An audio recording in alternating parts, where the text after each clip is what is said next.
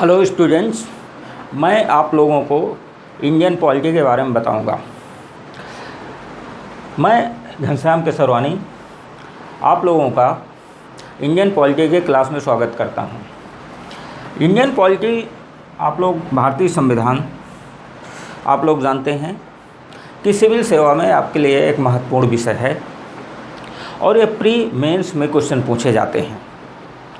सबसे पहले आप लोगों को ये जानना ज़रूरी है कि इस सब्जेक्ट से आखिर आप लोगों के क्वेश्चन आते कितने हैं, कैसे आते हैं और हमें इसके बारे में क्या क्या पढ़ना चाहिए।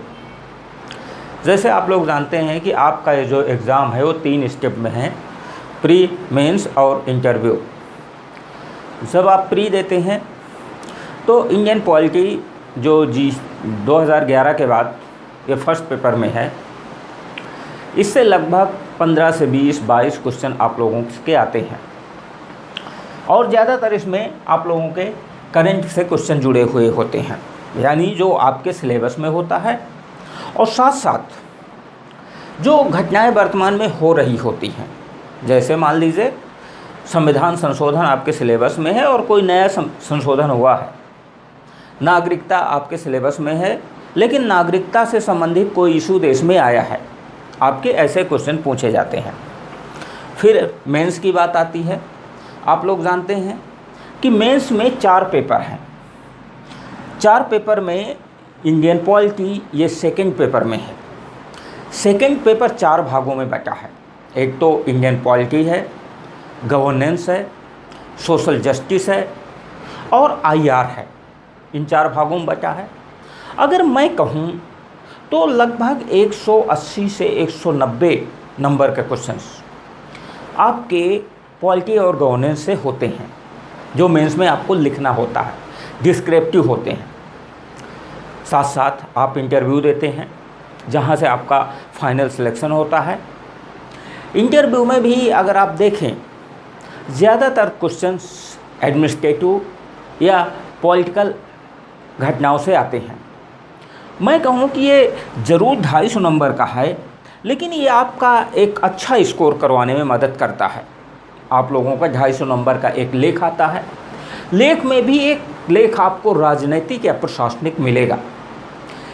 साथ साथ आप प्रशासन में जा रहे हैं और प्रशासन में डे टू डे से जुड़ी हुई चीज़ें आपको संविधान से मिलेंगी। आप प्रशासन में जा रहे हैं, आपको एक प्रशासनिक अधिकारी के कर्तव्य, प्रेसिडेंट, हमारा प्रशासनिक राजनीतिक ढांचा क्या है, ये सब आप लोगों को मिलता है, भारतीय संविधान से देखने के मिलता है। इसलिए आपको इस विषय के बाद संबंध में अधिक जागरूक रहने की ज़रूरत है। आपके जो मेंस में क्वेश्चन आते हैं वो डिस्क्रिप्टिव आते हैं। डिस्क्रिप्टिव में जो 2019 का पेपर है, 250 शब्द या 150 शब्दों में लिखना होता है। समस्या यहाँ पे ये आती है कि हम किसी भी विषय के बारे में जानते तो बहुत हैं, लेकिन जब उसे लिखने की बात आती है या एक्सप्लेन करने की बात आती है तो हम उसे अव्यवस्थित तरीके से एक्सप्लेन करते हैं और यही आपको अच्छा करते हुए भी आपके प्रदर्शन को ख़राब कर देता है, आपके नंबरों को कम कर देता है। इसलिए आपको पढ़ना भी है और पढ़ने के साथ साथ आपको प्रैक्टिस भी करना है। यानी ज़्यादातर स्टूडेंट की शिकायतें रहती है कि हम लिखते बहुत अच्छा हैं, बहुत लिखते हैं, लेकिन हमें नंबर नहीं मिलता है। नंबर आपको इसलिए नहीं मिलता है क्योंकि आपको जितने शब्दों में उसे बांधना होता है बांध नहीं पाते हैं, और ये सारी चीज़ें आपको अभ्यास के द्वारा ही आएंगी। आपको ये भी जानना ज़रूरी है कि अगर आप कंपटीशन में उतरे हैं तो आपको अपना सिलेबस पता होना चाहिए कि हमारे सिलेबस में क्या है। दूसरी चीज़, आपके क्वेश्चन पैटर्न के हमारे क्वेश्चन आ कैसे रहे हैं।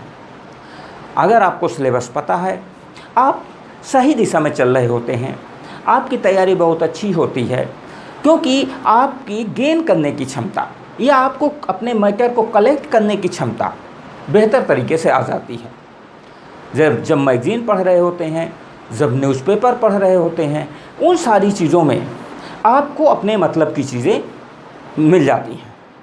इसलिए आपको इस परीक्षा की तैयारी में ये ज़रूरी है कि आप अपने सिलेबस को नज़र में रखें, आए हुए पेपर्स को नज़र में रखें। ये सारी चीज़ें आप लोगों को ज़रूरी है पढ़ना। अब मैं आप लोगों को बताऊंगा कि भारतीय संविधान क्या है। आप लोग जानते हैं कि किसी भी विषय को पढ़ने के पहले ज़रूरी होता है कि उस विषय के बारे में जानना, उसका इंट्रोडक्शन जानना। आप लोग जानते हैं कि भारतीय संविधान, हम एक लंबे समय तक अंग्रेज़ों के शासन में रहे हैं। अंग्रेज़ यहाँ व्यापार करने आए थे, व्यापार की आड़ में शासन करना शुरू किया, शासन की आड़ में शोषण करना शुरू किया। और जब किसी चीज़ की शोषण की आती हो गई, 1857 तक आते आते जब किसी चीज़ की आती होती है तो उसका अंत भी निश्चित हो जाता है। 1857 में एक बड़ी क्रांति हुई, लेकिन वो असफल हो गई। असफलता ने भारतीयों को ये सिखा दिया कि आखिर हमारी कमियां क्या हैं। उन कमियों को दूर करते हुए भारतीय आगे बढ़े, और वो आगे बढ़ने का परिणाम ये हुआ कि उन्हें स्वतंत्रता प्राप्त हुई और संविधान मिला। अगर मैं संविधान के अर्थों की बात करूं तो संविधान एक दस्तावेज़ है जिसमें हमारे महापुरुषों, जिन्होंने स्वतंत्रता और संविधान के सपने सजोए थे, उनकी इच्छाओं आकांक्षाओं का विवरण है। यह उनके लक्ष्यों को पूरा करने का एक माध्यम बनाया गया है। उसे हम क्या कहते हैं? संविधान। भारतीय संविधान हमारे महापुरुषों के आकांक्षाओं, इच्छाओं और उद्देश्यों का एक दर्पण है, एक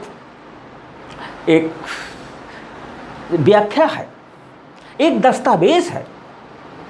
अगर हम कहें हमारा संविधान एक दिन में नहीं बना है, इसके लिए बहुत प्रयास किए गए हैं। हमारा देश का संविधान शांतिप्रिय संविधान है। शांतिप्रिय संविधान जो कल्याणकारी राज्य की बात करता है, कल्याणकारी राज्य की बात करता है, क्योंकि संविधान में प्रभाव है हमारे महापुरुषों का, महात्मा गांधी के विचारों का, राजा राम मोहन राय के विचारों का, स्वामी विवेकानंद के विचारों का, सरदार वल्लभ भाई पटेल के विचारों का। और ये ही बातें हमारे संविधान को एक अनोखा संविधान बना देती है। अगर आपसे पूछा जाए कि संविधान क्या है, तो आप कहेंगे संविधान एक दस्तावेज है जिसमें विवरण मिलता है सरकार के स्वरूप, उनके कार्य, नागरिकों के अधिकार और उनके कर्तव्यों का, संवैधानिक संस्थाओं और संवैधानिक पदों का। उसी को संविधान कहते हैं। आप जो अपना प्रशासनिक और राजनैतिक ढांचा देखते हैं, वो हमारे संविधान की उपज है। आज आप लोग देखते हैं हमारी व्यवस्था संघात्मक है। हमारी 3 स्तरीय सरकार है, केंद्र, राज्य और स्थानीय सरकार। ये किसकी उपज है? ये हमारे संविधान की उपज है। हमारी सरकार है जो हमारी व्यवस्था देती है, और ये सरकारें 3 रूपों में बटी हुई है, केंद्र, राज्य और स्थानीय। सरकार के स्वरूप के बारे में बताऊंगा मैं, जिसका विवरण हमें संविधान में मिलता है, जो आगे आप पढ़ेंगे। एक तो केंद्र सरकार है, राज्य सरकार है और स्थानीय सरकार है। केंद्र, अगर मैं कहूँ कि सरकार क्या है, सरकार कोई एक व्यक्ति नहीं है, सरकार कोई एक संस्था नहीं है। सरकार एक संगठन है, एक लार्ज संगठन है, एक बड़ा संगठन है, एक बृहद संगठन है सरकार। सरकार के बारे में अगर हम कहें, सरकार 3 अंगों से मिलकर बना है, कार्यपालिका, विधायिका और न्यायपालिका। कार्यपालिका जो हमें सीधे प्रशासन देती है, जो हमें प्रत्यक्ष प्रशासन देती है, हमें बिजली, पानी, सड़क, सुरक्षा, ये हमें कार्यपालिका देती है। क्योंकि आपका हमारा जीवन आज प्रशासन में निर्भर हो गया है। पहले मनुष्य अपनी समस्याओं के लिए भगवान की तरफ देखता था, लेकिन अब मनुष्य अपनी समस्याओं के लिए प्रशासन की ओर देखता है। कार्यपालिका हमारी 2 भागों में बटी है, एक राजनैतिक जो निर्वाचित होती है, और एक प्रशासनिक। कार्यपालिका जो सीधे प्रशासन देने के लिए जिम्मेदार है, उसे हम कार्यपालिका कहते हैं। कार्यपालिका में जो शामिल हैं राष्ट्रपति हैं। राष्ट्रपति हमारे नाम मात्र के हैं। आप जानते हैं कि हमारा संसदात्मक लोकतंत्र है। जो हमारा राष्ट्राध्यक्ष है, राष्ट्राध्यक्ष यहाँ नाम मात्र का होता है और वास्तविक प्रशासक प्रधानमंत्री होता है, क्योंकि हमारी जो व्यवस्था है ब्रिटेन से प्रभावित है। हमारा राष्ट्रपति नाम मात्र का है। फिर हमारे प्रधानमंत्री हैं। प्रधानमंत्री वास्तविक प्रशासक हैं देश के, और इनके महत्व को देखते हुए हम इन्हें प्रशासन का केंद्र बिंदु, कर्ता धर्ता कहते हैं। अगर कोई देश में बड़ी समस्या आती है, ये देश के लोगों की आकांक्षाओं का केंद्र बिंदु है, प्रशासन का केंद्र बिंदु है, प्रशासन की धुरी है। इसके व्यक्तित्व का प्रभाव पूरे प्रशासन में होता है। लेकिन एक व्यक्ति पूरे देश को कैसे संभाल सकता है, उसके सहयोग और सहायता के लिए हमारी मंत्रिमंडल और हमारी मंत्रिपरिषद है, जिसका विवरण मैं आप लोगों को आगे के लेक्चर में दूंगा। फिर आप जानते हैं ये राजनीतिक कार्यपालिका है और ये प्रशासनिक कार्यपालिका है। प्रशासनिक कार्यपालिका ये सिलेक्टेड होती है, इसका निर्वाचन नहीं होता। जिसका भाग आप बनने जा रहे हैं, आप जिसकी तैयारी कर रहे हैं, ये सचिवालय होते हैं, केंद्रीय सचिवालय, मंत्रिमंडल सचिवालय और प्रधानमंत्री कार्यालय। सच में ये हमारे प्रशासन के मस्तिष्क कहे जाते हैं, ब्रेन ऑफ एडमिनिस्ट्रेशन, जहाँ योजनाओं, नीतियों और कानूनों की उपज होती है। क्योंकि आप लोग जानते हैं इसे थिंक टैंक कहा जाता है, और ये नीति के निर्माण से लेकर इनकी कार्यान्वयन तक इनकी भूमिका होती है। और यहाँ सीनियर प्रशासक होते हैं जो चारों तरफ देश के प्रशासनिक अनुभव को ले चुके होते हैं। ये हमारी कार्यपालिका है। इसी तरह राज्य की कार्यपालिका होती है। फिर विधायिका है। आप जानते हैं कि प्रशासन को चलाने के लिए नियम कानून की ज़रूरत होती है। कोई भी समाज सुरक्षा के आवरण में फलता फूलता है, और सुरक्षा, वो नियम कानून, वो योजनाएं, वो नीतियाँ हमारी विधायिका स्वीकृत करती है, उनके निर्माण में महत्वपूर्ण भूमिका निभाती है। विधायिका के अगर हम कहें 3 अंग हैं, राष्ट्रपति, राज्यसभा और लोकसभा, और 2 सदन हैं, राज्यसभा, लोकसभा। राज्यसभा उच्च सदन है और लोकसभा निम्न सदन है। लेकिन अगर हम कहें शक्तियों के मामले में तो राज्यसभा अधिक शक्तिशाली, राज्यसभा लोकसभा की तुलना में कम शक्तिशाली है। यानी ये है सदनों में तो बड़ा भाई, लेकिन पावर में अगर कहें तो बहुत पावर कम है। फाइनेंशियल मामलों में तो ये पावरलेस है। ये जनता की प्रतिनिधि संस्था मानी जाती है, ये राज्यों की प्रतिनिधि संस्था मानी जाती है, जिसका विवरण हमारे संविधान में मिलता है। फिर हमारी न्यायपालिका है। न्यायपालिका उच्चतम न्यायालय, सर्वोच्च न्यायालय जो दिल्ली में है, उच्च न्यायालय राज्यों में है, अधीनस्थ न्यायालय है। न्यायपालिका इसे संविधान का रक्षक और नागरिकों के अधिकारों का रक्षक कहा जाता है। आप जानते हैं ये हमारे देश में सरकार के 3 अंग हैं। ये तीनों एक दूसरे से स्वतंत्र हैं, लेकिन तीनों एक दूसरे पर ये नियंत्रण भी करते हैं। अगर कार्यपालिका अपने रास्ते से भटकती है, विमुख होती है, तो विधायिका नियम कानून बनाकर उसे नियंत्रित करने का प्रयास करती है। अगर कार्यपालिका कोई संविधान विरुद्ध, नागरिकों के हितों के विरुद्ध कार्य करती है, तो न्यायपालिका उसे रोकने का काम करती है। जनहित याचिका के माध्यम से, अपने न्यायिक पुनरावलोकन के माध्यम से, समीक्षा के माध्यम से करती है। विधायिका अगर ऑटोक्रेट होती है तो न्यायपालिका अपने किसी भी कानून को समीक्षा के तहत या पुनरावलोकन के तहत उसको ख़त्म कर सकती है। अगर न्यायपालिका ऐसा कुछ करती है तो यहाँ से कानून जो बनते हैं न्यायपालिका उनकी व्याख्या करती है। ये तीनों एक दूसरे को नियंत्रित करते हैं। तीसरी चीज़ ये है कि इसी प्रकार हमारे देश में राज्य की कार्यपालिका, विधायिका, न्यायपालिका के ढांचे हैं। स्थानीय सरकार है, लोकल एडमिनिस्ट्रेशन है। लोकल एडमिनिस्ट्रेशन की बात ये है कि ये शहरों और नगरों में बटा है, और काफ़ी कुछ जो संस्थाएं यहाँ सेपरेट हैं, केंद्र और राज्यों में अलग अलग हैं, वो स्थानीय शासन में अलग नहीं है। जैसे गांव का प्रधान की बात आप ले लीजिए।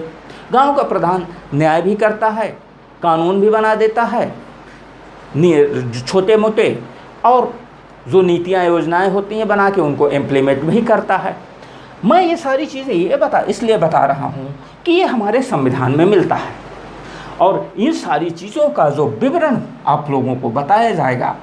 इसी तरह आगे राज्य के बारे में और पंचायतों के बारे में, ये सारी चीज़ें आप कह सकते हैं संविधान हमारे नेताओं महापुरुषों के आकांक्षाओं इच्छाओं का एक दस्तावेज है, जिसमें विवरण मिलता है सरकार, उसके स्वरूप, नागरिक, उसके अधिकार, उसके कर्तव्य, संवैधानिक संस्थाओं और संवैधानिक पदों का। उसी को हम संविधान कहते हैं। आज मैं एक संविधान का इंट्रोडक्शन दिया हूँ, आज यहीं तक बताऊँगा, और आगे इसके बाद आप लोगों को डिटेल से इन सारे चीज़ों के बारे में बताया जाएगा। Thank you.